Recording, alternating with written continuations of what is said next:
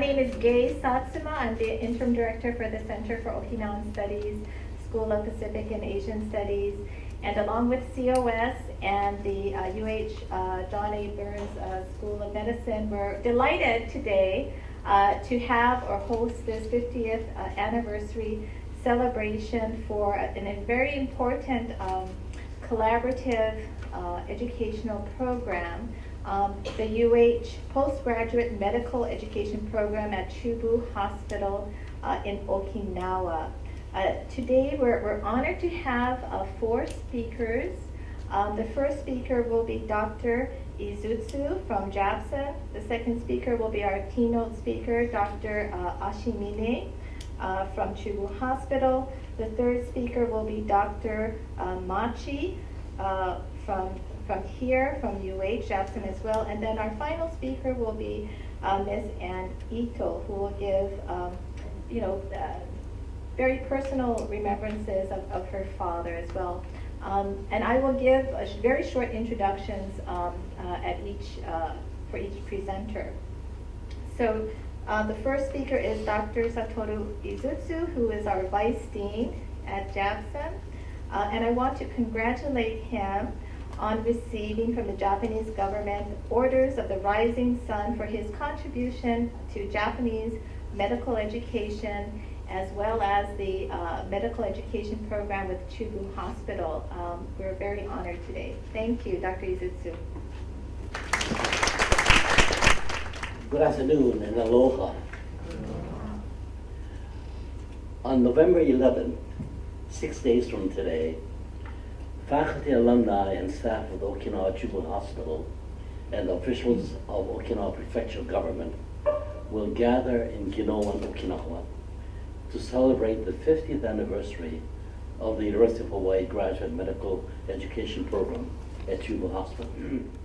Today, thanks to the Center of Okinawan Studies at UH, especially Joyce Chinen, Gay Satsuma, and staff, we're honored to present the story of the collaboration between UH and Okinawa.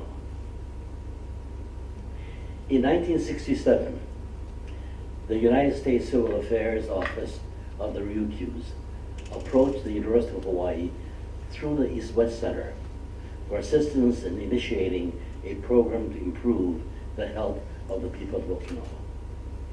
This challenge was accepted by the UH School of Public Health and Medicine. Some of the pioneers who stepped up to this call were Drs. Richard Casey Lee, Windsor Cutting, Neil Galt, Charles Odom, Shohei Yamauchi, and medical technologist Mr. Stephen Chinen, followed by Drs. Terrence Rogers, Christopher Branson, and Jairus Hedges, who assigned me to continue the program. 20 years have passed since I was appointed principal investigator and the UH liaison of the program, which is staffed in Okinawa by 6 clerical and library personnel, led by Dr. Kaoru Ashimine, who's here with us today, and he is the medical director. Past program directors include Drs. Galt, Allen, Tallwalker, and Maishiro. The office in Honolulu, located at Kawakini Medical Center, is staffed by half-time administrative assistant and myself, the PI, whose time is donated by the UH School of Medicine. The program's finances are managed by the University of Hawaii Research Corporation. The current contract is with the Okinawa Prefecture Government. In the past, the contract was sponsored through the US military and the Japanese central government. Chubu Hospital is located in Kushikawa, close to Kadena Air Base in Okinawa. It is a modern 550-bed hospital rebuilt 12 years ago. The UH program oversees the continuing education of 90 residents, of whom at least 45% are Okinawans.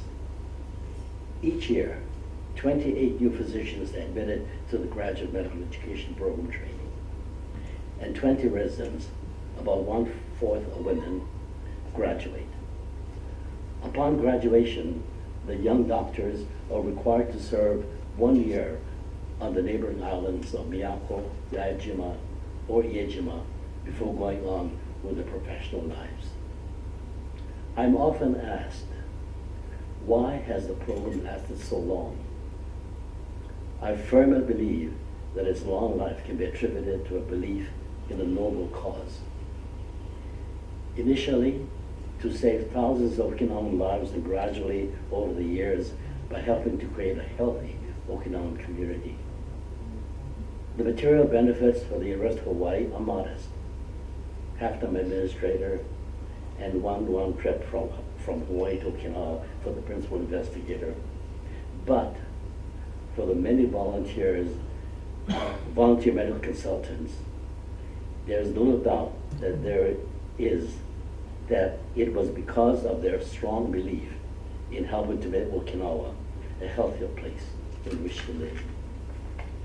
Every 2 years, the contract is renewed between the University of Hawaii School of Medicine through the Research Corporation and the Okinawa Prefectural Government. As specified in the contract, each year, JAPSON sends 10 short-term consultants, which are 10 days apiece.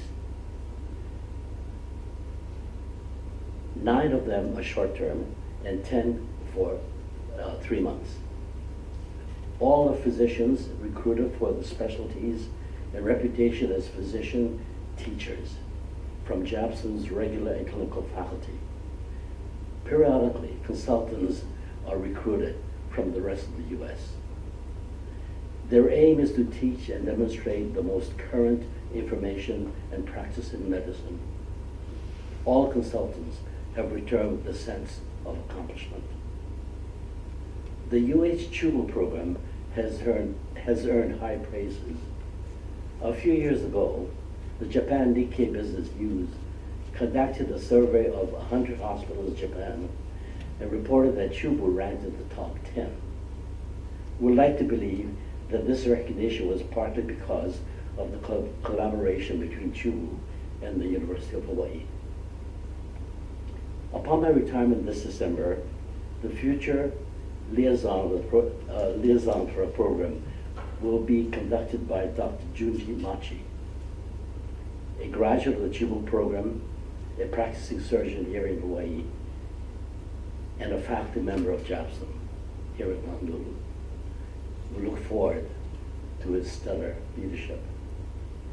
The continuing challenge of the Chubu program will be to refine its educational techniques in training young physicians.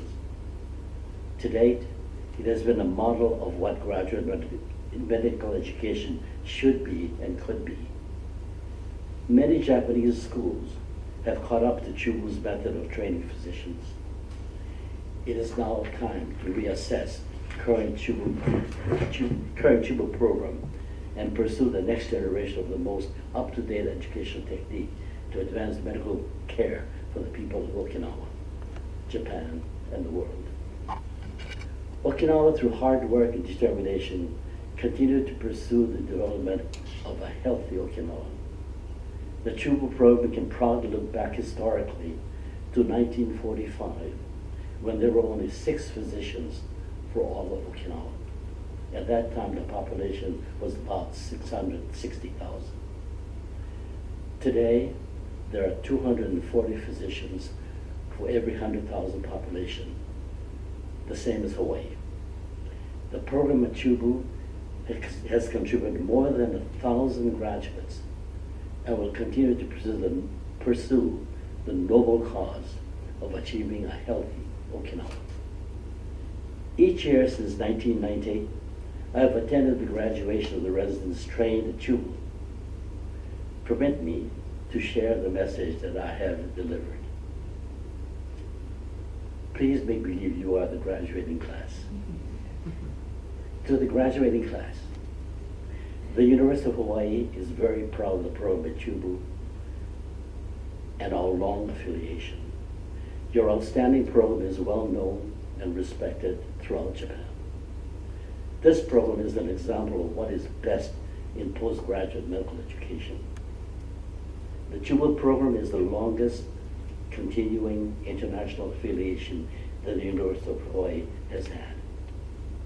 We are proud of this lasting relationship. As you enter into the world of practicing physicians, please remember the values that you have learned and practiced at Chubu, such as 1, leadership. In addition to providing the best care for patients, you are expected to provide leadership in developing a healthy and safe society. 2, interpersonal skills. Spend time with the patients. Listen to them. 3, compassion. Care for all people with education and understanding.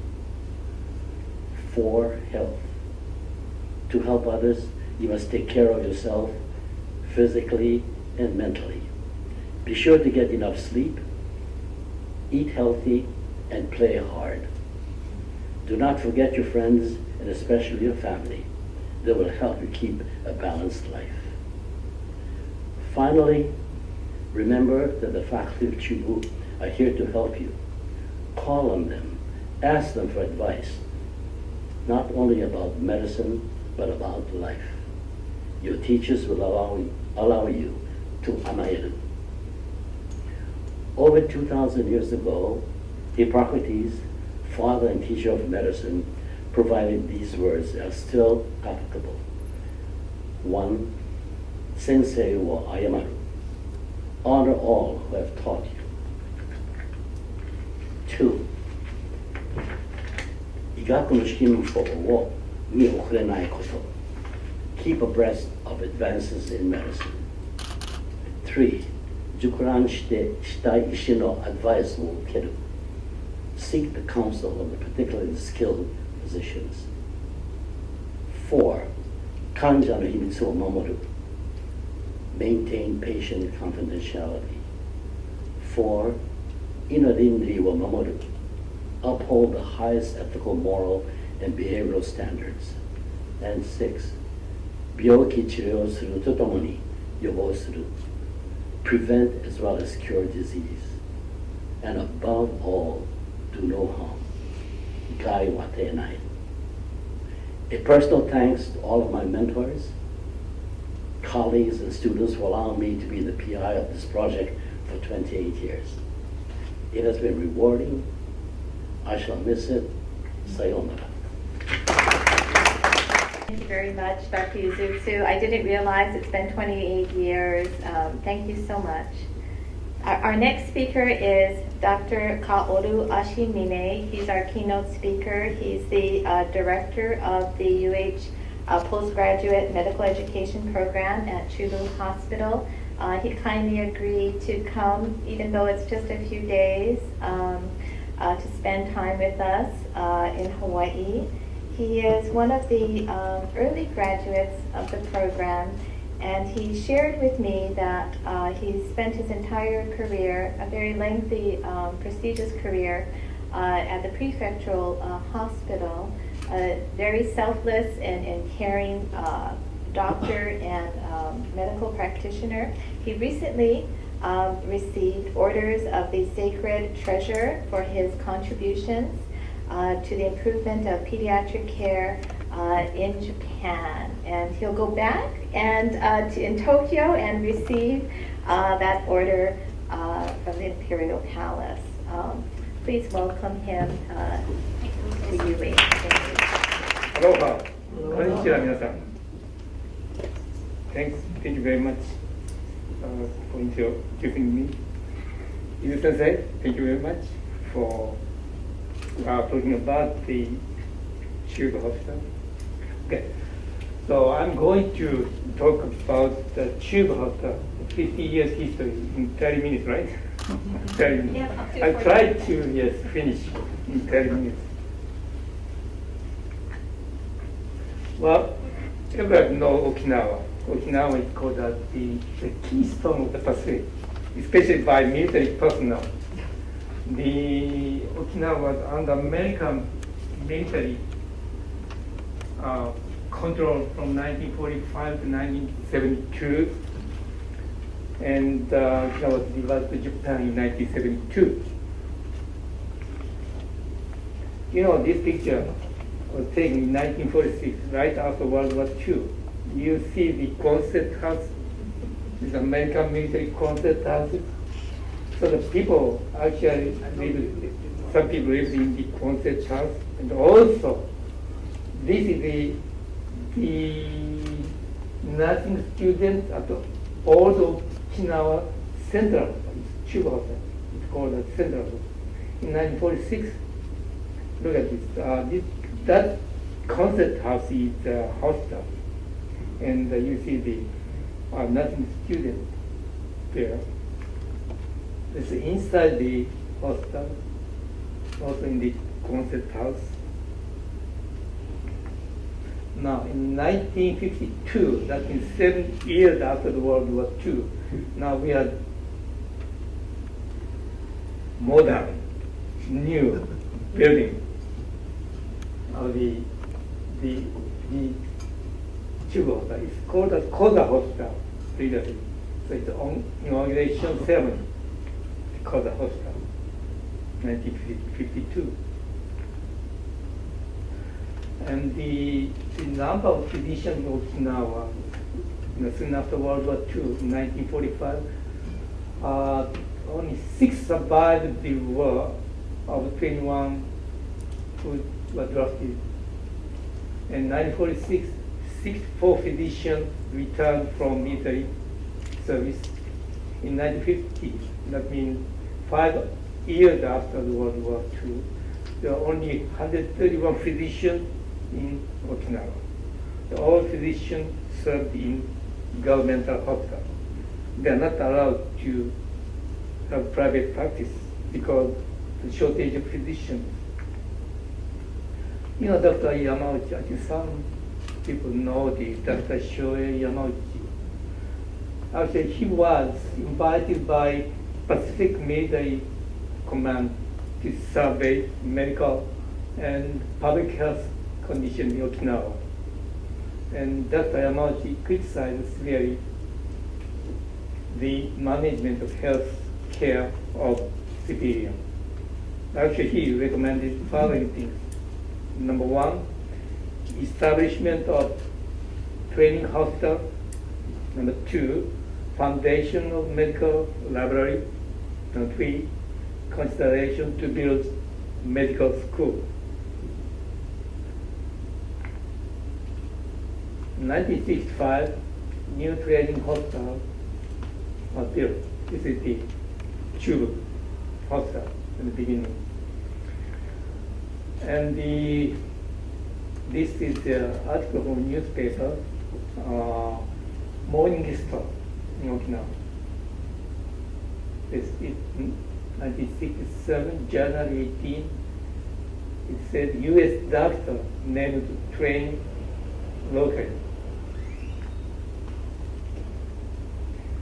Morning Star Okinawa. They say that the board of regents today appointed Dr. L. Gold, Jr. of the University of Minnesota as professor of medical medicine and associate dean for the international program in the University of Hawaii Medical School. Dr. Gold has a distinguished career in teaching and working in international medical education program.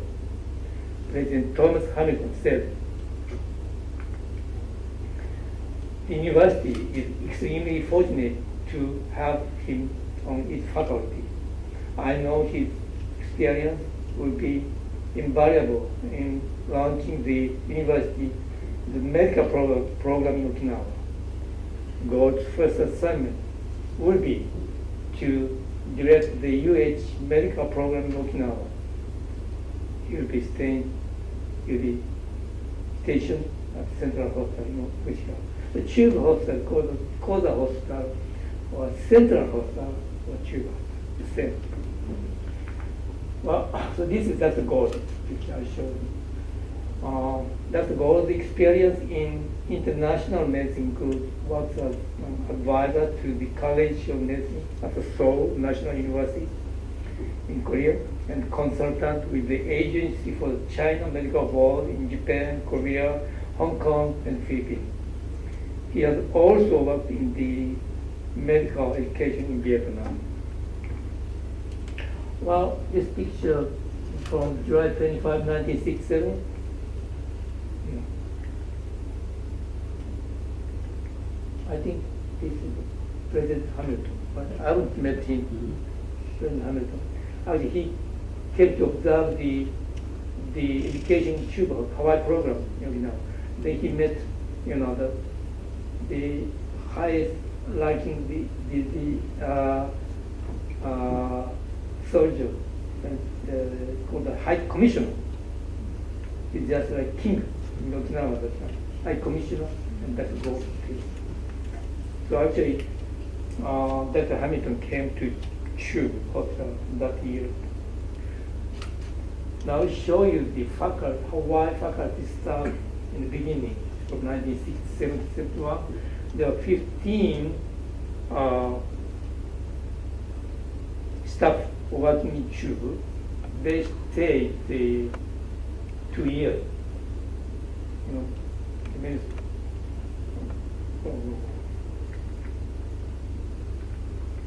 this is 15%. Now the Hawaii staff stayed in Chubu.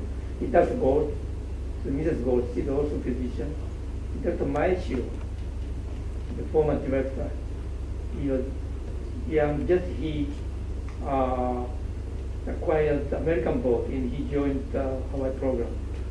And here, Mr. Steven Chinen is here. And Miss Henna, the nurse. Somebody know Miss Henna?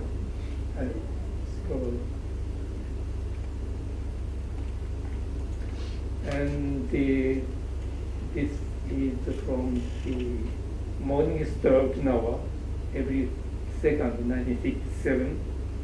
It says Central Hospital, that's in Chubu Hospital, start to train medical intern.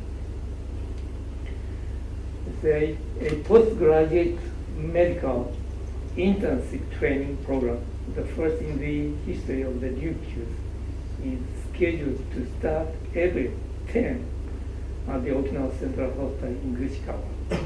The United States Civil Administration of Ryukyu Island, called USCA, announced that USCA has contracted with the University of Hawaii to commence the training program. The Japanese government, Ministry of Health and Welfare, on March 9 approved the Okinawa Central Hospital as an internship training hospital for the period from April 1 to March 31, 1968, thus enabling the trainees to qualify for the Japanese national medical examination after completion of the training. But Okinawa was under control of the army. The Japanese government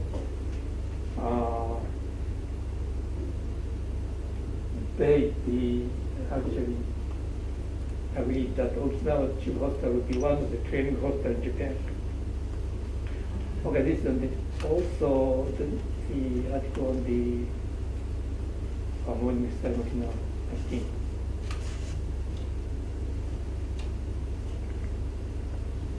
Okay, so this is the picture taken at the main entrance of the newly built hospital.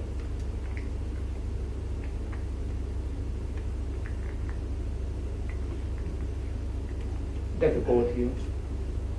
Dr. George Arakaki, he was the president of the hospital. And here, Mr. Steven Chinen is standing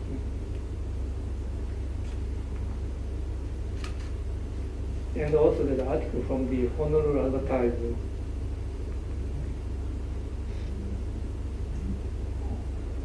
The 1968, 8 trainees completed the first year training. This article from Honolulu Advertiser, June 3rd, 1968. It says the University of Hawaii first class of the medical intern of Okinawa has ended with 8 doctors completing their internship. 11 more doctors enrolled for the second year program. Dr. Winter Cutting, the dean of the School of Medicine, said, in place of 8 reluctant intern placed in the program at the start. The second class consists of 11 new students who need to pass UH. Would you know this? What it means? In the first year, nobody wanted to have training in Chubu. So actually, the director of the hospital and the president of Okinawa Medical Association, they have to recruit the Okinawan students all over Japan to get the first class of intern. But second year, then we didn't need to persuade them because the people, they wanted to join the other program. This is what that's the captain mentioned. This is the captain mentioned. The program financed by a 670,000 Army contract is designed to encourage Okinawan medical students to return from Japan after graduation. And Dr. Neil Gold, Associate Dean of the University Medical School, is director of the program. 9 physicians, medical specialists work with him to offer personal instruction to the interns. This shows the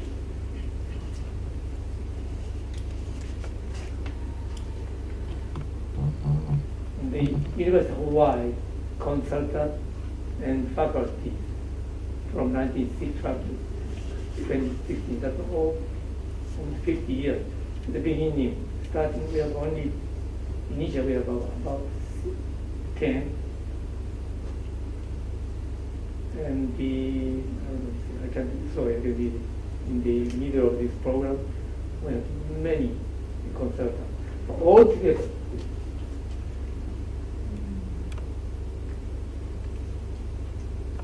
consultant, this means short-term consultant, that you mentioned. They stay 1 week for teaching.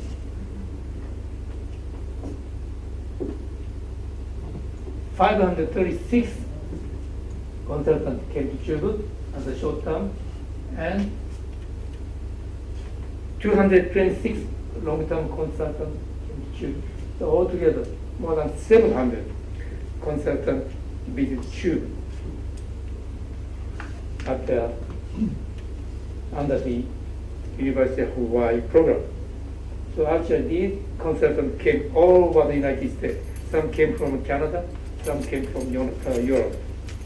Most of people are from United States. This slide shows the specialty of a consultant. So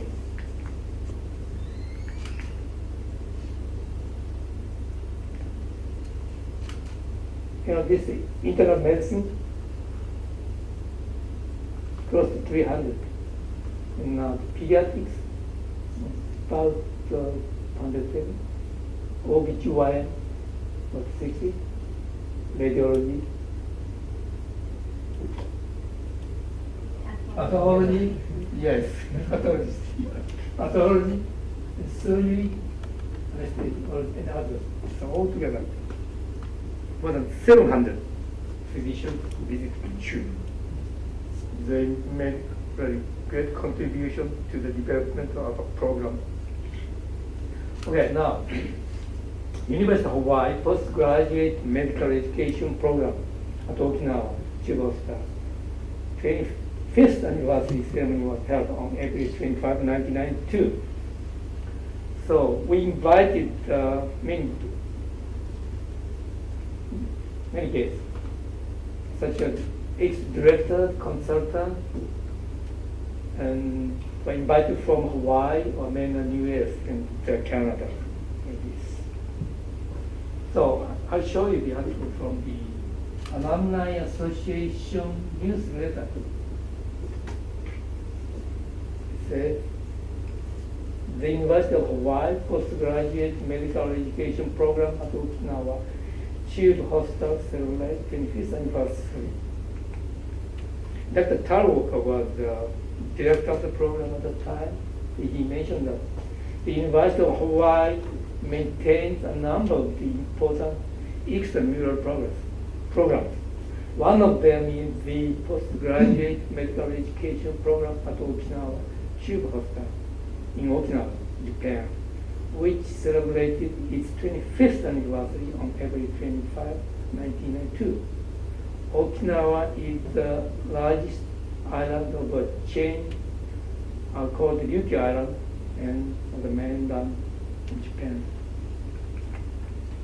After the World War II, the island remained occupied by the U.S. until it returned to Japan in 1972.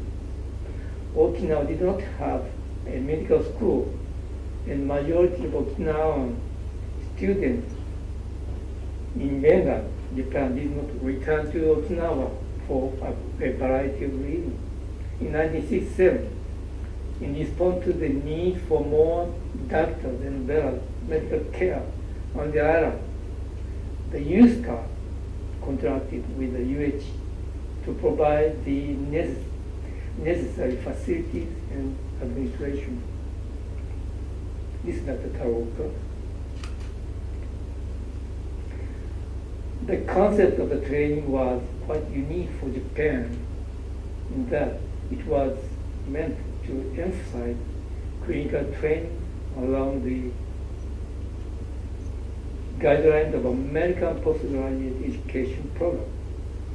The program quickly became recognized throughout Japan as a center of excellence, and applicants have come from 65 medical schools in Japan. Now we have 81 medical schools in Japan, and the alumni of this program are from 80 medical schools in Japan. So almost all medical schools, the graduate came to Japan. The program quickly became recognized throughout all the island. On April 25, 92, the program celebrated its 25th anniversary. Then Dr. Garbanson, the dean of the Johnson, he gave the message at the ceremony. And also Dr. Garbanson gave the certificate of graduation to the trainees who completed the training. Here, Dr. Marshall and Dr. Izuto, he greets the people. 2011, President Greenwood visited Chubu Hospital. And 2014, Chancellor Bray Brown visited Chubu Hospital. And just from the 50th anniversary alumni CME conference and the alumni gala was held on July 18, 2015. I was fortunate that I had a chance to attend this ceremony. At that time, the Vice Governor of Okinawa and also some members of the Chubu visited Japan and met Dr. Hedges and Dr. Izuto. And also, we attended the gala and the gala. This was the very amazing, it was very gorgeous, the party I have ever attended. There's a picture with Governor Ige and Mrs. Ige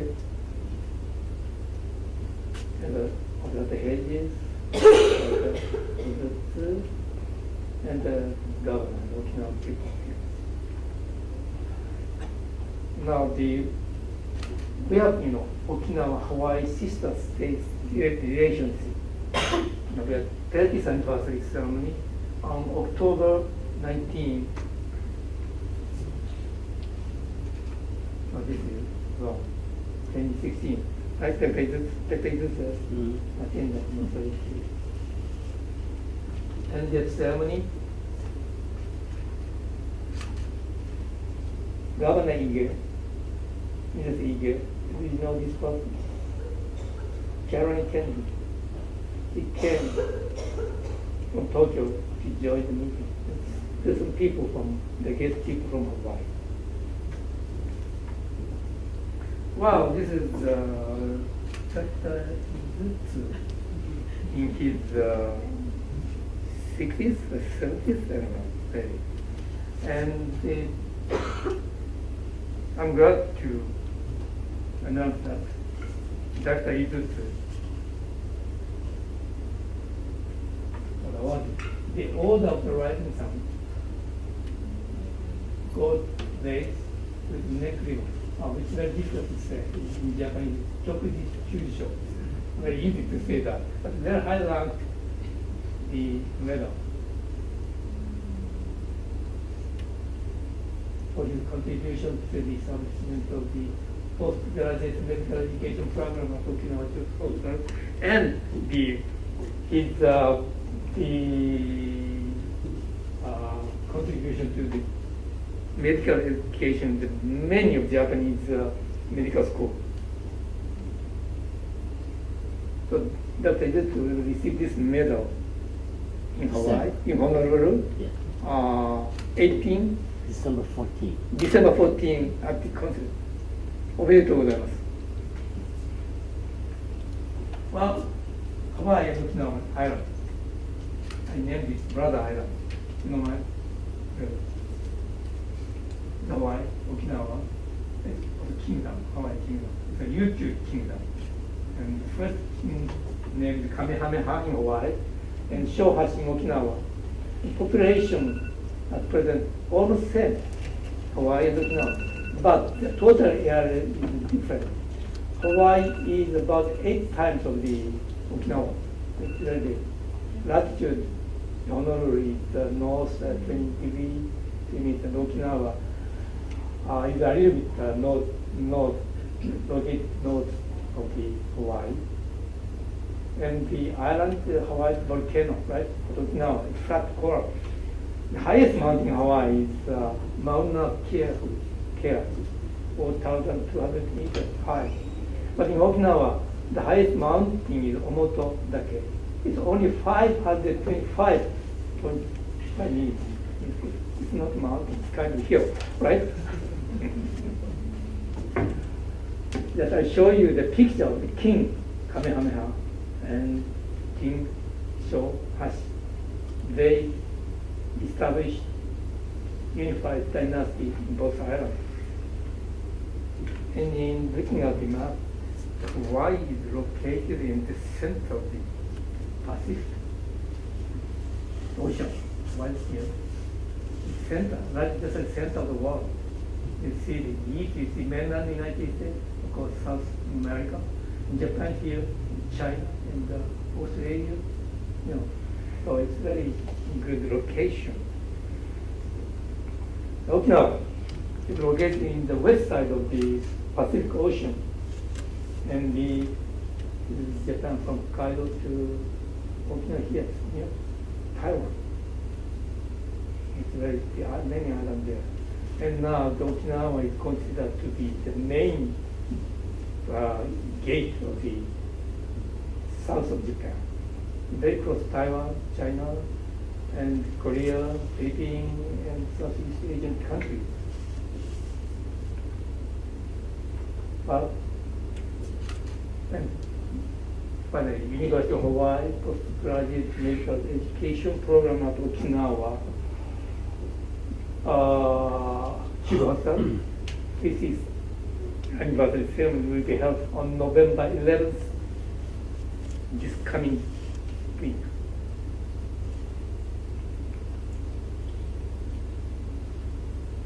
Dr. Izutsu and Dr. Hedges will attend the ceremony. And now we are thinking that toward the 100th anniversary, 50 years later, here I think the University of Hawaii and Okinawa Chubu Hospital collaboration will continue. Well, I really would like to thank to the University of Hawaii, Dr. Izutsu, and all of the people who supported us. Thank you very much. Mahalo nui loa. Thank you.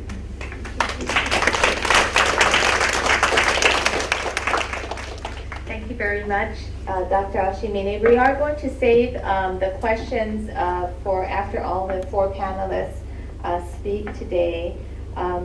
Gee, you're so impressive, Dr. Ashimine, with all of your research and your photos of Dr. Izutsu. My goodness, I haven't known Dr. Izutsu for that long, but thank you for sharing them. That's very kind of you.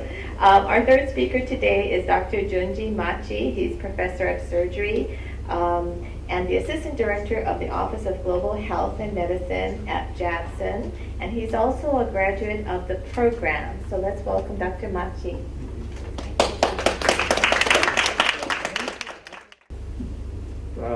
Gate of the south of Japan. They cross Taiwan, China, and Korea, Philippines, and Southeast Asian countries. But finally, University of Hawaii Postgraduate Medical Education Program at Okinawa. Chubu, this is anniversary ceremony will be held on November 11th, this coming week.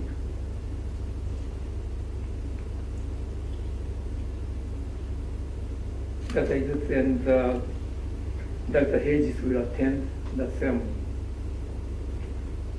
And now we are thinking that toward the 100th anniversary, 50 years later, here I think in University of Hawaii and Okinawa Chubu Hospital collaboration will continue.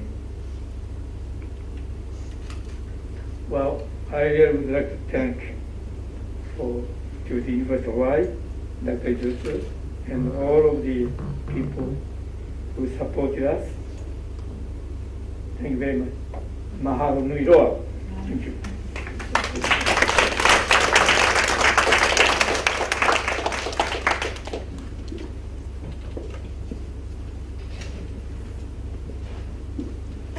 Thank you very much, Dr. Ashimine. We are going to save the questions for after all the four panelists speak today.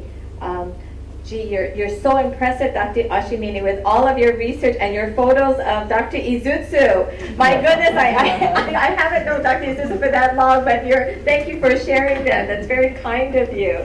Our third speaker today is Dr. Junji Machi. He's professor of surgery and the assistant director of the Office of Global Health and Medicine at Jackson. And he's also a graduate of the program. So let's welcome Dr. Machi. Every year, November 3rd is a Japanese national holiday. And it's called the Culture Days.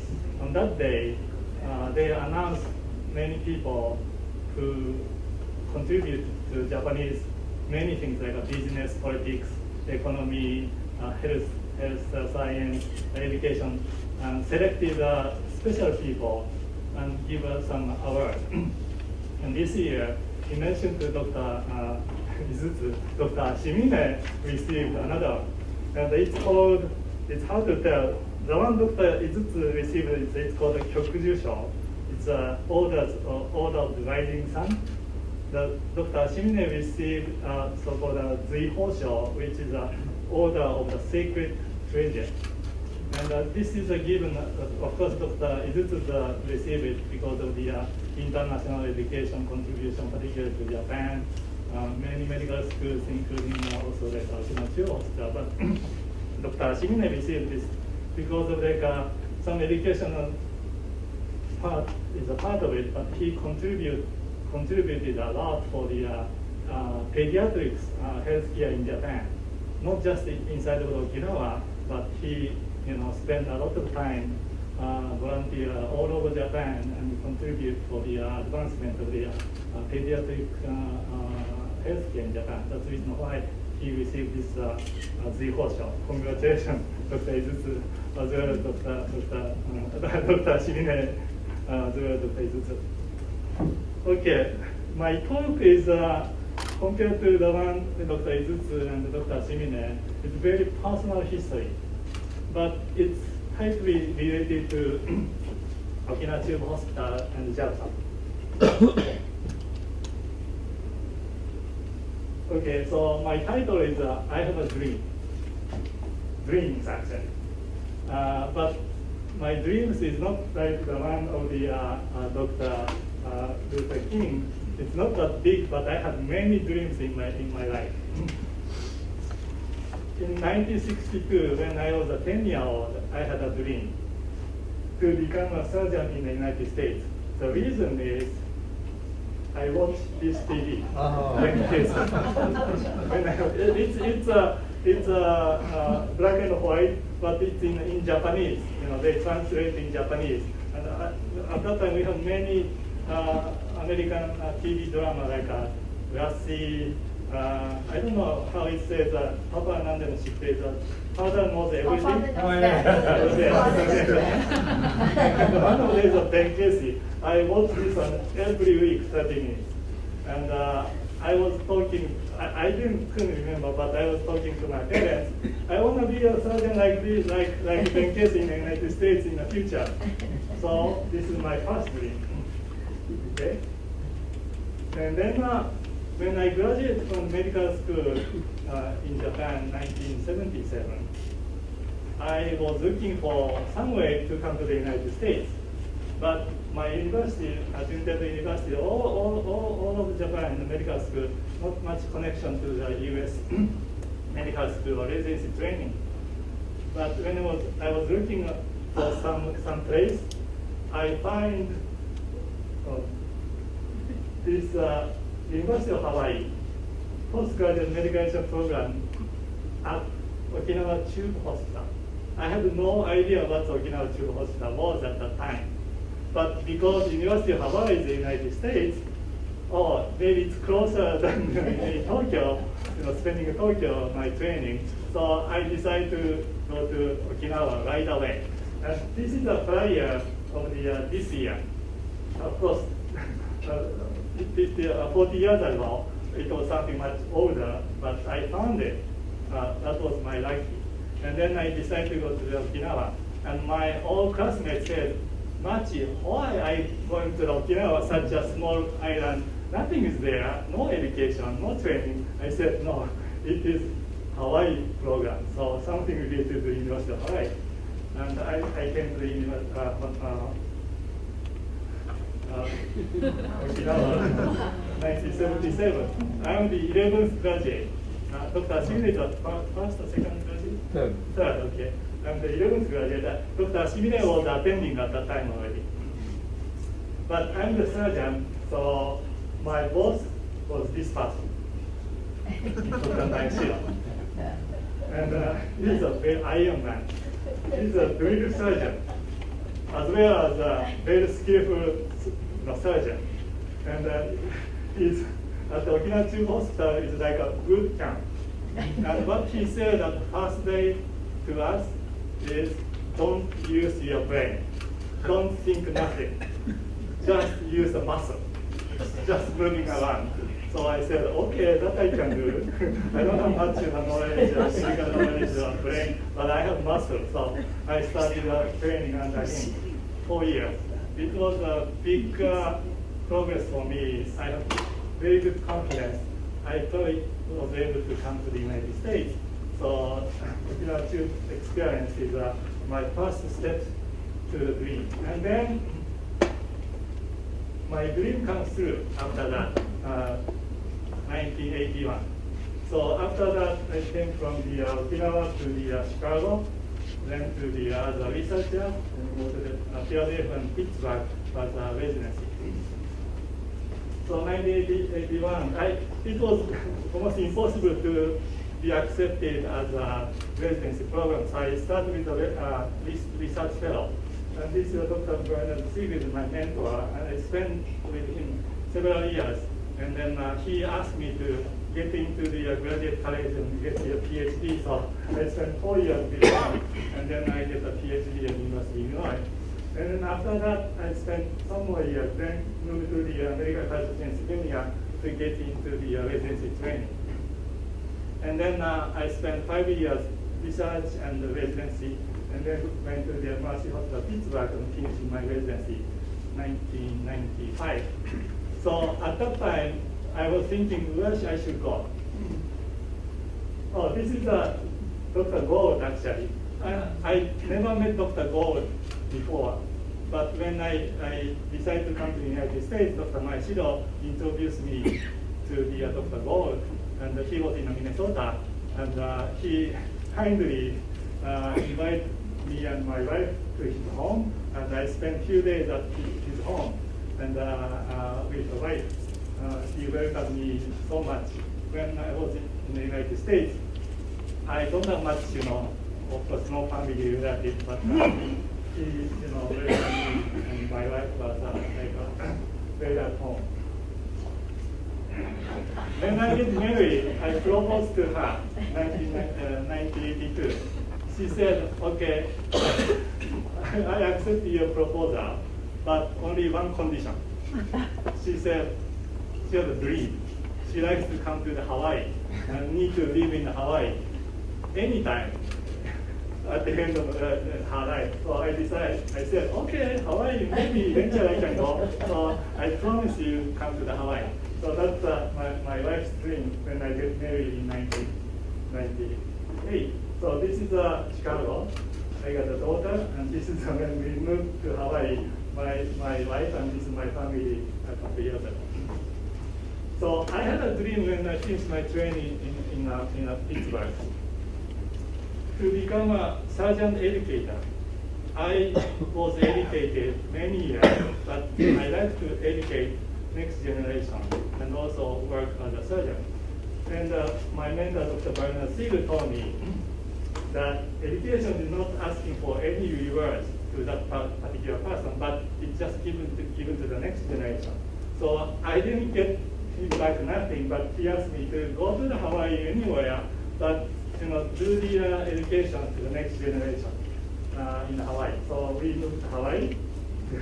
Another dream comes true from Pittsburgh to Honolulu. And then, since then, 23 years I'm at Jackson Department of Surgery. This is about my 20th, service. I get some award. Dennis Murayama is our chair, and these are my residents and the students. We have many supporters over here. These are the people, Jerry's and other teaching staff. Dr. Doric Riddle is an English-speaking teacher and have been helping Okinawa UH-Chubu and Jackson program for many years. Paula is a key person in this program, and he's supporting Satoshi and me and everybody communicating with Okinawa UH-Chubu, and has been working very hard to continue this project. These are some residents from the UH-Chubu and Japan Medical School spending here many times. Satoshi Sensei said many faculty members, the teachers went to the from the United States to the Okinawa, but also many UH-Chubu people came to the to Jackson to spend time for the training. So last 20 years or so, I was one of the consultants. I spent about 1 week. Dr. Maeshiro invited me to be there. So this is, I think, last year, Dr. Shinne introducing me to this conference. So it's like my home, UH Hospital, so it's very easy to go back and spending time, seeing my friends. With my friend, we published this very short book, how to survive residency training, for how to survive but also enjoy the residency training. And this is a part of our experience we had at Okinawa UH Hospital. Okay, around 2010, I had a dream to try to not just UH Hospital, but try to improve Japanese medical education for more globalization. So with my friends, I founded this organization called Junior Senior with the help of the Jackson people. And there's a lot of friends in Japanese side, UH side, we get together and then now running this organization to try to improve Japanese medical education. Right now, 2017, actually maybe in 2015 or so, I had a dream to reform Japanese education by succeeding with this new program, which is called H-MEP program, which I will explain to you shortly. So from mainland, I moved to Hawaii and get settled here, but also right now, almost every month I go to Japan and spend 1 week, go back and forth, and sometimes go to Okinawa. And these are the more, try to make more my dream come true. And this HMEP project is stand for Hawaii Medical Education Program. And Sato Sensei and the JS is helping to establish this program. We published this one in Hawaii Medical Journal. And basically what I like to do, then 2015, 2 years ago, we have an agreement with Jackson and Tokai University. And this is a press release that time. And from 2016, we started this program. This is a very busy slide, but what we like to do is to export Jackson student education curriculum to Japanese education program, and particularly this clerkship. Clerkship in Japan is very different from the one in the United States. It's like a more observation, not participating as a patient care as a student doctor. They try to change it, but very difficult to change it. Change is very slow. So with a contract with Tokai last year, the clerkship is going to start that year, student 2019. We try to introduce all Jackson medical student curriculum to export to Japan and do the clerkship. Certain selected students, the same curriculum as Jackson student. So this is going to probably start 2019. And so right now I'm thinking making more connection because Jackson has a connection with the UH-Chubu, which is postgraduate medical education. And Jackson also has a Tokai University. But this year, 2016, Tokai gets started. Then this year, 10 medical schools joined. So, and the UH University is showing the interest, maybe join this program in a few years. So, UH University is now sending a medical student to UH-Chubu as a clerkship.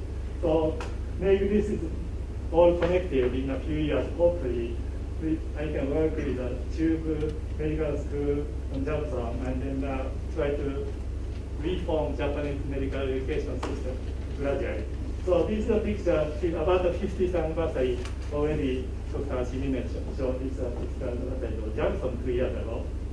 And next week we have 50th anniversary of this program at Okinawa Children's Hospital in Okinawa. And Dr. Gold, as you know, there's a print outside. We published some essay about Dr. Gold. And now Dr. Shimine is a program director. And I was talking with him last maybe 1 or 2 years. Need to think about next 50 years. Now is the 50th anniversary, but we have to think about the next 50 years. As Dr. Shimine said, 100th anniversary, what Okinawa Chubu should be or supposed to be.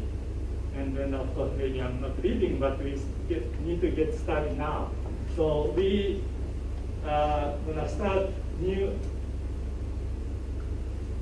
committees. We named Okinawa Chubu Hospital Residency Future Advisory Committee.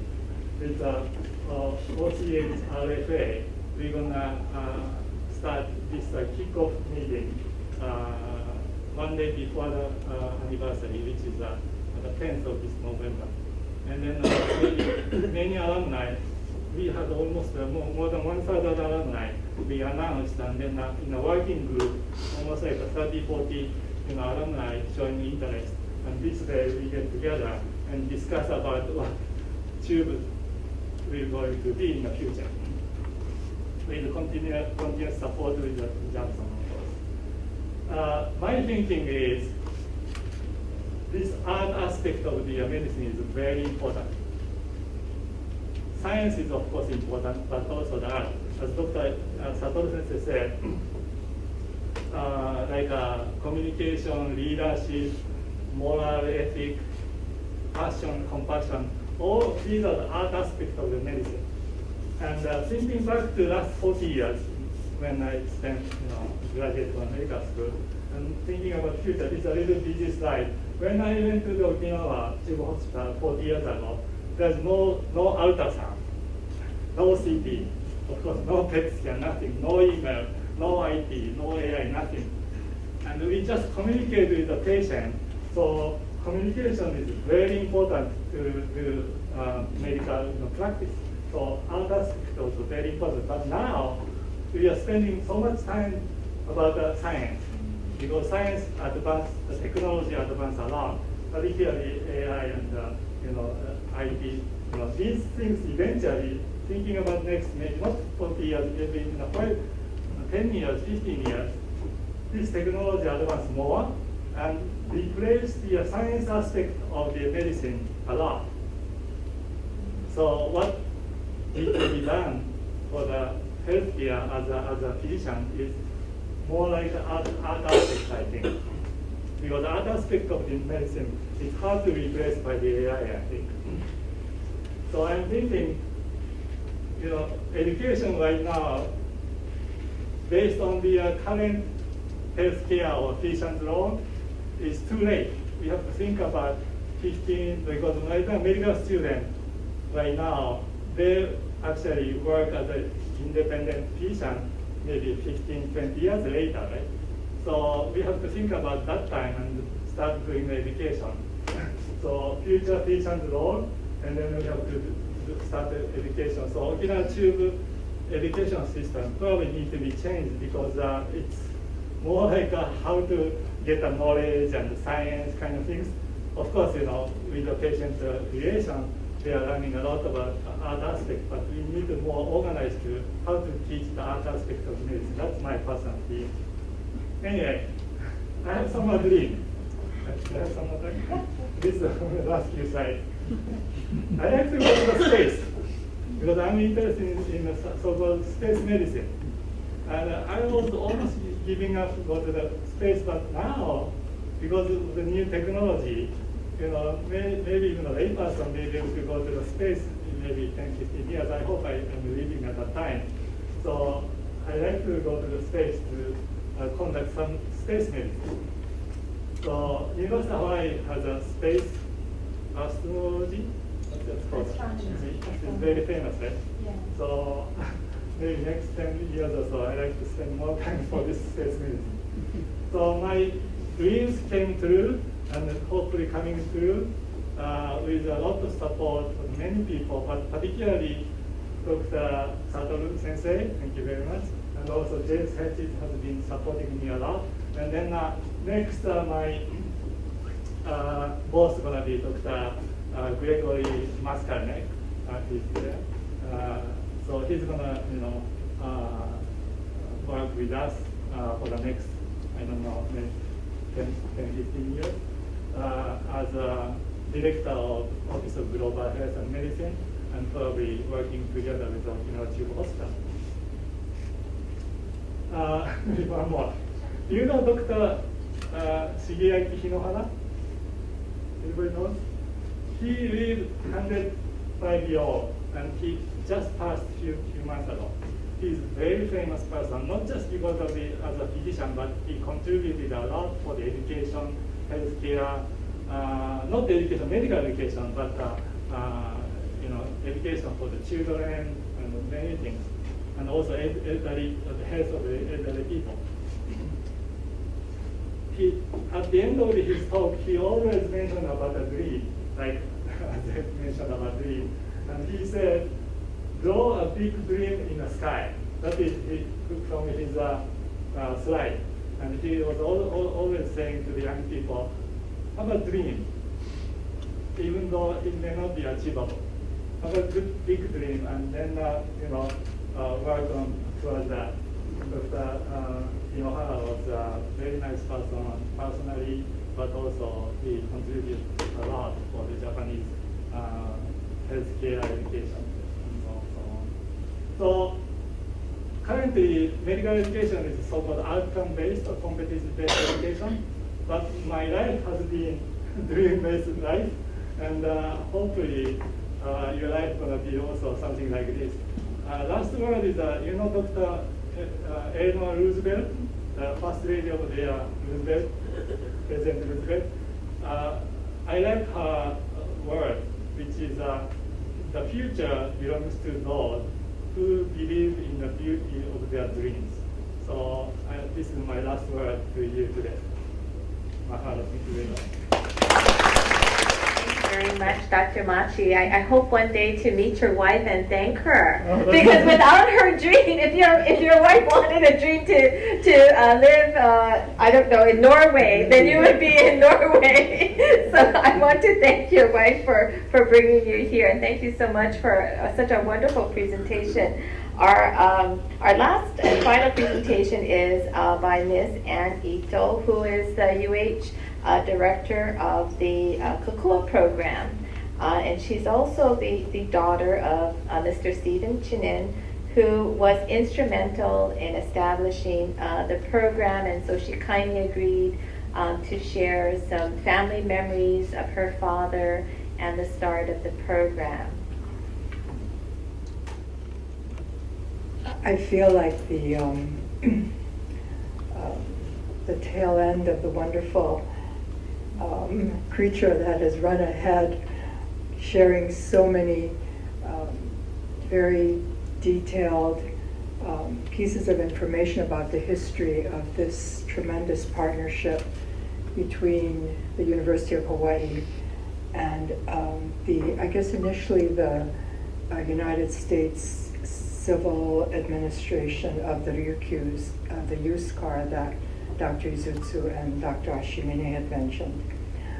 First of all, I'd like to thank Dr. Satsuma and Dr. Chineng for Dr. Satsuma is the acting interim director of the Center on Okinawan Studies, and Dr. Chineng is the most recently retired director of the program. For having invited me to share, having invited me and my sister actually, who lives in Washington State, to share our memories of the experiences of our father, Stephen Chineng, as he contributed to the establishment of the laboratory, the medical technology portion of what we always heard at home was Chubu Byoin. And what my sister has helped me with has been to comb through these incredible letters, not handwritten, typed letters, two-finger typed letters that my dad had sent to my mother and myself and my sister 45 to 50 years ago when he was there. Kind of carrying through on the theme of Dr. Machi's concept of a dream. I would want to say that probably my dad was a dreamer, and he had the rare privilege of having his dream come true. And it was a dream of returning to his homeland, to his place of birth in Okinawa, that he left at the age of 12 with his older sister to join their father here on the island of Maui. And I don't believe he returned again until after World War II. In 1951, saw what had happened to the people there, his people, and was involved at the time in 1951 in U.S. government parasite research. Apparently there was a lot of parasitic infection in Okinawa. And then he returned again in 1962 in his capacity at the time of the president of the United Okinawan Association here.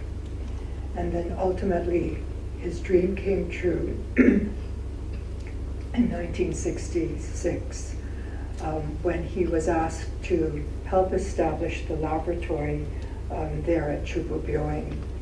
He had left about a 39-year career at what has become the Koikini Medical Center, where he did head the laboratory there. So I think for my father, it was the most precious dream to take everything that you have had the opportunity to learn and to become in your adopted land and take it home to your own people, where they had what he believed was such need for American medical support. So he was there in the capacity of a medical technician, along with people like Sumiko Henna, who was mentioned, I believe, earlier, and Shu Najita, folks who were part of the ancillary support, the nursing and the medical technology support there. From what my sister Willa and I can remember of conversations, both over that 5-year period that he was there, and then in looking through the letters that he had written to us, and in our own recollections since that time, he had nothing but praise for the competence and the commitment, the dedication of the folks who had gone there. At the time, they seemed to stay longer than 3 months or a week. My dad was there for 5 years. I think people like Drs. Neil and Sarah Galt were there for quite a while as well. And he spoke very lovingly of the friendships from the staff who were there from the United States, as well as the friendship of the Okinawan persons there. There are a ton of names. Some of them I heard today, others I had not heard prior to reading these letters. I don't remember them from way back when. But again, he talked about not only their medical competence, but my dad really valued personal integrity. And he would write to my mother and say that you must entertain Dr. So-and-so who is coming through. I think you will find that he is not only a person of great medical competence, but a man of tremendous internal value, intrinsic value that both of my parents would embrace. My mother was to have joined my dad in Okinawa, but she was a nurse, and she had determined that she would remain here, probably partly to look after her 2 daughters, but primarily to get more hours at Shriners Hospital, where she worked in order to qualify for Social Security. So Dad spoke about the special friendships with the physicians who were there from America, and he especially praised the Okinawan persons who worked at the hospital. And he was very encouraged at their knowledge, at their curiosity, at their tremendous resourcefulness and their dedication. And I think he felt very, very confident that the work that the University of Hawaii was doing there would be carried forward very well by the folks who remained there as the ongoing staff, medical support ancillary staff at Chubu Byoing. Just on a side note, as part of my dad's dream, he wanted to bring more color to his homeland, and he was very saddened to see that there was annual typhoon that was quite devastating there, and what he ended up having friends and family gather were seeds of different kinds of plants, and he especially was fond of monkey pod trees and mango trees and macadamia nut trees. And he talked about how he and other doctors there, I think it was Dr. Galt, Neil Galt, who wanted to bring not only plants and trees to the grounds of the facility, but also into the hospital. They wanted to bring flowering plants, and my dad wrote letters about chrysanthemum and croton plants that were thriving there, and orchid plants from Hawaii, that they were going to place in the hospital to bring oxygen and joy into the hospital for the patients. He spoke a lot about the problem of parasites in Okinawa and how he thought that it contributed to the high incidence of asthma there. And I think he and others were very involved in exciting things like stool samples or whatever. He got very excited about talking about different new equipment. Again, this is 45 years ago, that they were able to bring to Chubu Byoin. I think for my sister, who had numerous opportunities to go to Okinawa, I never did go. My mother, as I said, did spend maybe the last year and a half of his 5-year assignment there. But we were very heartened by the support, not only of the University of Hawaii and the East-West Center, but I understand the State Department was also involved, and USCAR, and the US military, such that my dad was able to come back once a year, or my mother was able to go to Okinawa once a year. I guess my sister and I were included in that as well. She did go and had some very, very treasured memories of her opportunities there with my dad. I never did go until 2002 with my 2 daughters, and it was such a opportunity for some kind of closure, for me especially, to go there. I had been to Japan as a young child for major surgery at the time. And it was such a traumatic experience for me that I could not go back to Okinawa when my dad was there. But in 2002, with my 2 daughters, we had the help of friends to get to Chubu Byoin and saw the monkey pod trees that were there.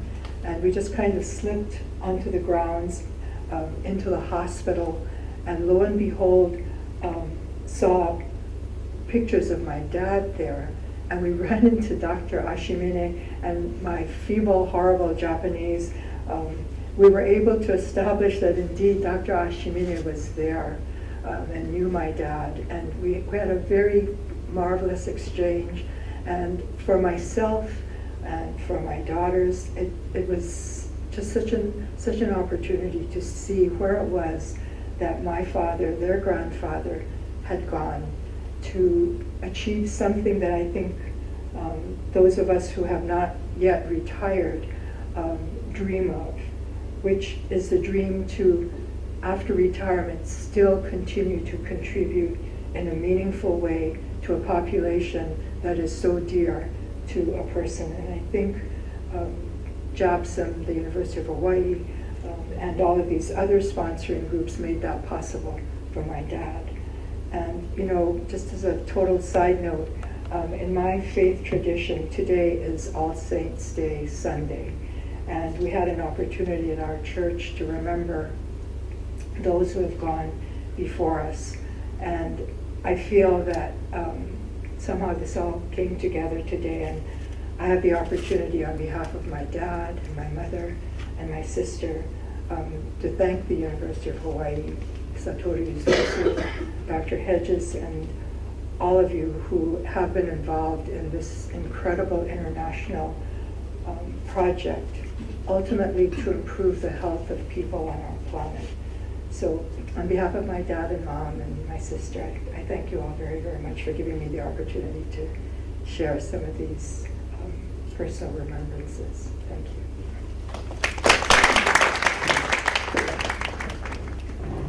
Yes, Rick. Can you list the residency programs that they have and the different disciplines? that And, are I'm current- sorry? The different disciplines in residency programs that are available at CHUBU. Okay. Ginger? Surgery, medicine, pediatrics, what residency programs do you have available currently? We have 2-year training program. We started 50 years ago. First year, all the training rotated through internal medicine 3 months, surgery 3 months, and 2 months in pediatrics, 2 months in OBGYN, 1 month in the anesthesiology, 1 month in emergency. Okay. The second year, they just selected one, the specialty. So I became, after the rotation, the specialty, second year I became pediatrician. But in the emergency, we have to see the emergency room all year round. So all the time you have to go to the emergency center. In the resident, you will be called from the intern, the emergency room, so we have to see the emergency case, acute care. So during the 2-year training period, actually we are really exposed to emergency patients. So after the completing 2 years, then we, specialize in some specialty. So medicine, surgery, pediatrics, OBGYN, of course, anesthesiology, orthopedics, and now we have plastic surgery. Yeah, some. Any other questions? Yes. Are things like telemedicine being developed because the Ryukyu chain is so huge that the rural areas, just like the U.S., have problems getting doctors? So the purpose of the training program at CHUBU is train the physicians who work in the remote island. We have more than 20 the clinics in the remote island. So in the beginning, when they have problems, they just called us on the CHUBU. But I think that about 20 years ago, yes, we have some the systems of the what you call the telemedicine, right? Digital Video Center. So we have the kind of headquarters in CHUBU hospital, and then the primarily the emergency, the physician are in charge of this the headquarters of telemedicine, but the specialty person will be called in case they need us. So the young physician in the clinics in remote island, they take the X-ray. They have very simple equipment, X-ray or echogram. So they send the picture to us, and then they have a specialist read this picture, and then they get consultation from the young physician in the remote island, and then give some suggestions to that. But it's not really. It's really remained, I think, primitive stage. But I think anyway they can send the picture or the CT, sometimes CT or X-ray or echo. I used to be a Shriners patient in the time that Mrs. Chinen was nurse over there. She's a very kind nurse. Shriners. Yeah. Crippled children also, right? You know that the sir, that the size of the pediatrician is specialist for calcium metabolism. Oh. Pediatrician. You But know anyway, Dr. Larson back then. Yeah. yeah, I think many of the Okinawan crippled children, patients of the cerebral palsy, they were sent to the Shriners Hospital and they had some operation. And also nurses and some physical therapists, also they have training at Shriners Hospital. Thank you very much. There are a number in the room who have been there as consultants. Can you raise your hand? Thank you very much. You did a wonderful job. The other I have a question? cousin Yes. that was in Shriners Hospital. He was from Okinawa. Spent a year. Bianca, yes. By the time the hospital opened, or you started the programs, was there still a lot of spillover from the conditions of the war that you were faced with? Yeah, at the time, still the physician, we have very shortage of physicians, and also the shortage of beds and facilities. Everything was very the shortage of medical personnel to facilitate everything. At the time of the opening of the program, the number of physicians was very small. The physician per 1,000 population was, I think, about less than half of the average of Japan. So very few physicians. So many patients, and many patients died before they come to the hospital. And actually there are very few clinics to see the real emergency patient. So really our hospital was full with emergency patient. If we don't have enough beds, still we accept patients and we keep them in the area, corridor or the room, everywhere, not only in the ward.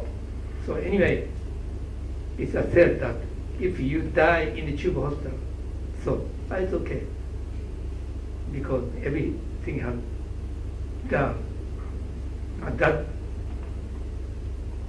time, the level in Okinawa medicine. Can you describe what kinds of facilities did Okinawa have prior to the opening of Chubu Hospital?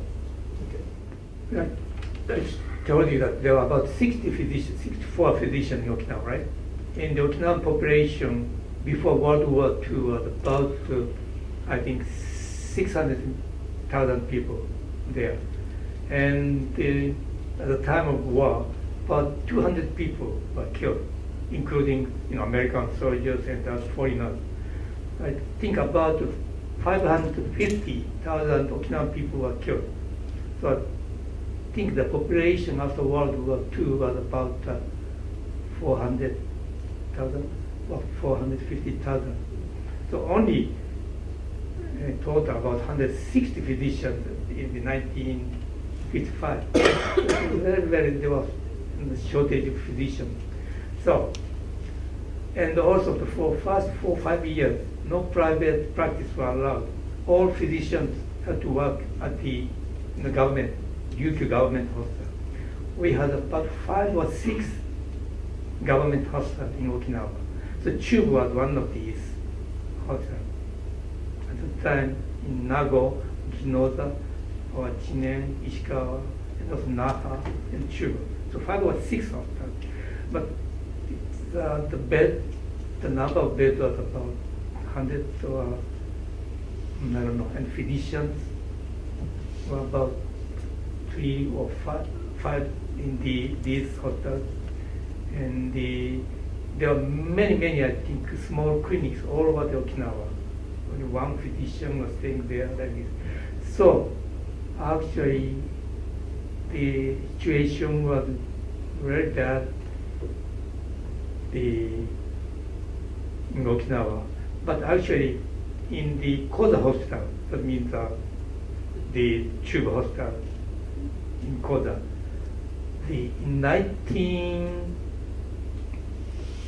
about 10 years after World War II, 1955, I think they started the lung operation for the TB, tuberculosis. They did partial pulmonectomy, leave the part of the lung. We didn't have good medicine to control the TB. So this surgery was started about 10 years after the World War. So gradually, we started having this kind of operation because the surgeon was invited from mainland Japan at that time. And after we had, before we built Chubu Hospital, some difficult case was brought to the American Army Hospital. It was very big. They say the best in the Orient, they said. So anyway, we have to bring this patient to the Army Hospital, something like this. So anyway, the medical care was very limited before the Chubu Hospital was built. Yeah, it was very poor condition. So I didn't see much, direct some change effect of the war, but mainland Japan, like Tokyo and Okinawa, is so different, I felt. Partly more like Americanized, right? Because there's many American soldiers walking around and things, and it's a big base over there. And even I'm working at the most, I spend the time in the Chubu Hospital. Sometimes I see like a foreign patient. One thing I remember is Okinawa was returned to Japan from the United States late 60s? 72. 72, okay. So 72, okay. Anyway, so when I was there, 1977, still the drive, like automobile is right-handed. Okay? The mainland Japan is left-handed. So I think about late 70s, they switched to the right side to the left side, just one night. So midnight, one day midnight, all the signals change to the other side, and all driving, moving this way, midnight need to go the other side. There are a lot of car accidents. So emergency room was so busy because they ran the other side. And I still remember so many patients came to the emergency of the Chubu Hospital because of the car accident. That's what I still remember. It's interesting, not interesting for the patient, but some experience for me. Okay? It was a question regarding the reversion after 1972. Was there a difference at Chubu Hospital with the reversion? Chubu, this medical education program started in 1967. Reversion was 1972. Were there changes in the medical education program? The contract between the Okinawa Prefecture and the youth camp, that University of Hawaii will support the Okinawa program. It was the 5-year initial contract. So that means from 1967, no, actually it started in 1966. Oh. The consultant came to Okinawa before our teaching started. So from 1966 to 1971, that means just the version of Okinawa to Japan. So actually, only Hawaii staff, full-time staff, remained in Okinawa only 5 years. Only 5 years. So after the invasion, all of Hawaii staff just left Okinawa. Dr. Gold, maybe Mr. Chinen left Okinawa. So there was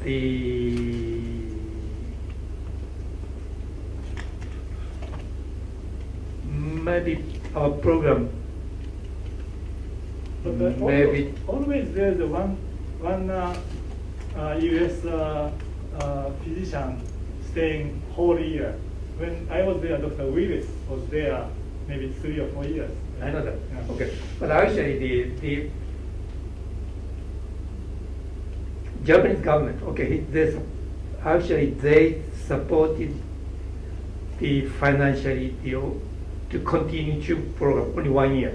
So 1972, but probably they are not really interested in continuing with our program because it's just the one of the local hospital located in the Okinawa, and they didn't recognize that our program was very, meaningful. Probably they didn't think. But anyway, actually Okinawan people really needed this program to be continued. So our government, Okinawan government, that is called the UH-Chubu, safe, they decided to continue program. So actually they had contract between Okinawa Prefecture, Governor of Okinawa, and the President of University of Hawaii. Before that, the contract was given between the USCA and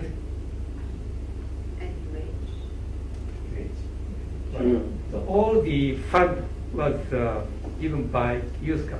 But now, after division, Okinawa government actually they prepared this fund to continue CHUBU. So actually, in 1967, there were very few physicians and no teachers at all. So actually, in that period, the teaching was very poor. But from 1968, gradually now the trainees, came to CHUBU, and we, as Dr. Machi mentioned, we invite 1 or 2 consultants from United States through the University of Hawaii.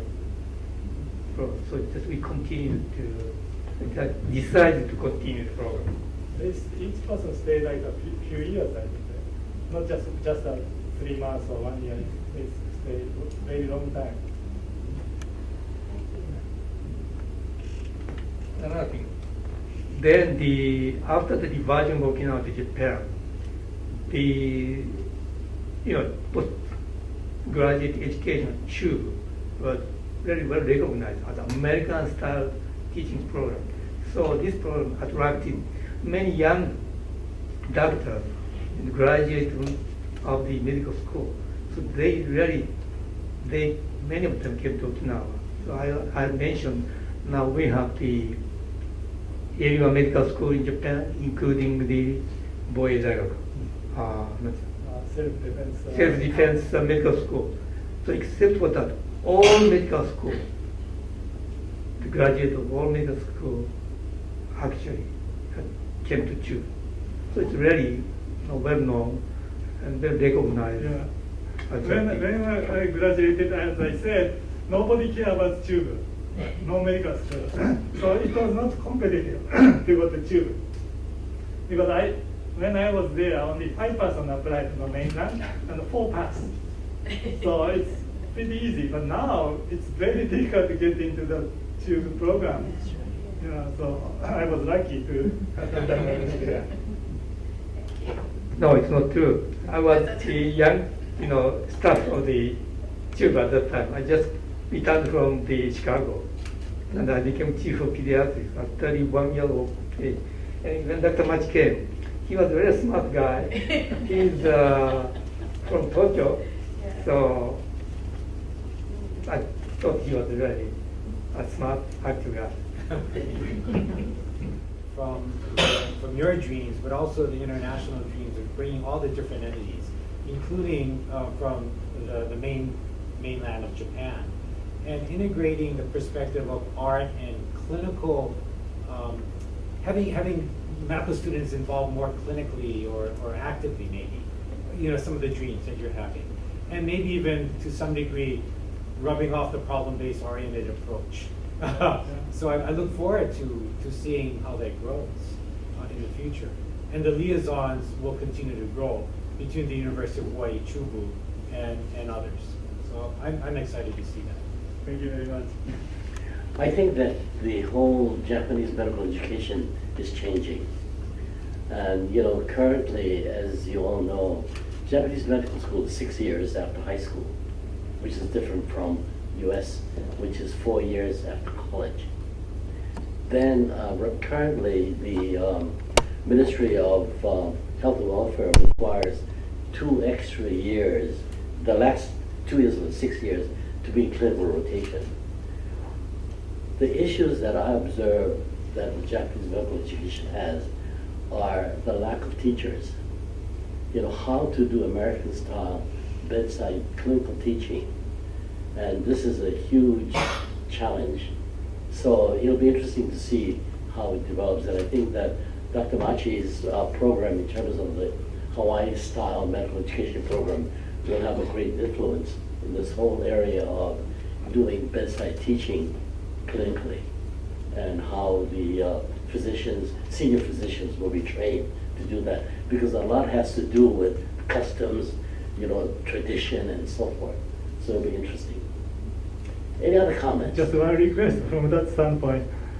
We don't have much money to support much, so but I need a lot of support from the UH or some volunteer person. So anytime you like to go to Japan or Okinawa, Tokyo, Okinawa is of course Chubu, but I'm gonna start a new hospital in Tokyo. So just contact me, and I really like your support.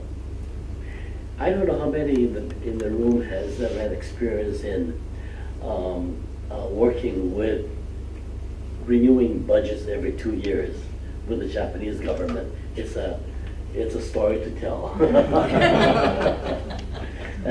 It's a real challenge, and it's a wonderful education, I think, in terms of patience, in terms of understanding another culture, and how that culture really thinks in terms of the budget. For example, I think that if you don't spend every penny that's allotted, the amount that you don't spend is subtracted from the next go around. So you have to spend every penny that you said you're going to have, that you said you need to spend. It's interesting. It's fascinating. I have just one request or question about Anne, because your talk, presentation was very impressive. What your father had a dream, and then actually achieved that dream. And it must have been very difficult 50 years ago in Japan. It's totally different from the current condition. And even just going to Japan is very challenging, I think. But to establish such a program was very, very challenging and hardworking things. And I really appreciate your presentation today. So thank you very much. Just for humor, maybe I should be talking about this sort of thing, but he didn't work, 24 hours a day. I mean, he was out there planting trees and watering the trees and arranging for topsoil and chicken manure to be delivered. And he did it initially at his own expense, and he said that finally the hospital coughed up some money to do that, because I guess he felt that maybe he had kind of embarrassed them at having done truckloads to the hospital grounds. But one of the funny stories that my sister and I read the other day, he said he was going to, he lived in Japanese, in Okinawan quarters, and he was there most of the time alone, so he would go out to eat. And I think there was a Veterans of Foreign Wars place that he would go to in Harbor View, and they went to play bingo. And he said that one night he was going to go to Harbor View, but something told him to go to the Veterans of Foreign Wars, and he did. And this is 1970, perhaps 1969. He actually won $500. And he said when his number was called, he yelled bingo so loudly that everybody in the place was quite alarmed. He said he did it as loudly as he yelled banzai at different celebrations here. And there were some Hawaii people there, so he said he treated them to a steak dinner, and he told my mother, I deposited the rest of the money in our account. There were these just charming little stories, and my sister and I were in she was still in high school. I had just graduated from UH, and he would tell stories. Clothing, I guess, was very reasonable. They're beautifully made clothing.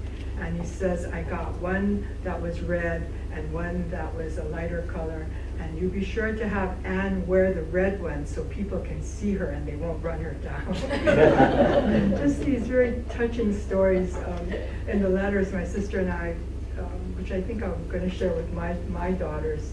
It was to just realize that, you know, he said he was there doing what he wanted to do, but the hardship was that his family was here. His mother had already passed away, but he was there because it was his homeland, and he needed to be there. So I know that it meant everything to have that opportunity. Want to close it since we have lots and lots of food outside waiting to be eaten. So I want to thank everyone, all the panelists, for their wonderful presentations. But please join us outside, and you can ask questions or talk to the panelists and to everyone about your lingering questions or any comments you wish to share. So let's thank our 4 panelists for wonderful. It's really been a labor of love, and all those who have gone as consultant, I'm sure that you really gained something from that experience. And I hope that Judy, I wish you well for the next 50 years. And we'll get it here again. Okay. Thank you very much.